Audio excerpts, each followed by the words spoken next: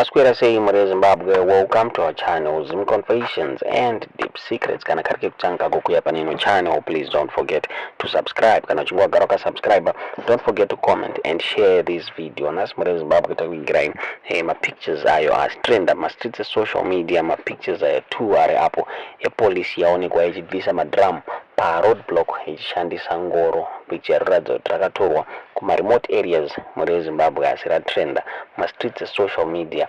Vanhu vakawanda vakachema vakomplaina nevakuru veZRP vachiti nemota nyowani idzo dzakatengwa vaifanira kuisawo dzimwe mota kunzvimbo dzakaita semarural areas muri Zimbabwe. Zvichinzi ZRP yaratidza kuti iri kuneglecta nzvimbo dzakaita seidzodzi. Zvichinzi mapurisa ari ikoko ari kutadza kufambira dzimwe nyaya nenyaya yekuti haana mode of transport muri Zimbabwe. Ndifamba ringoona roadblock irapo vachema zvakare vanhu vachiti nemari dziri kutorwa pamaroadblock nepolice. Polisi iyoyi yekunzvimbo iyoyi inofanira kuita action yotengawo chekufambisa pastation yavo muri Zimbabwe.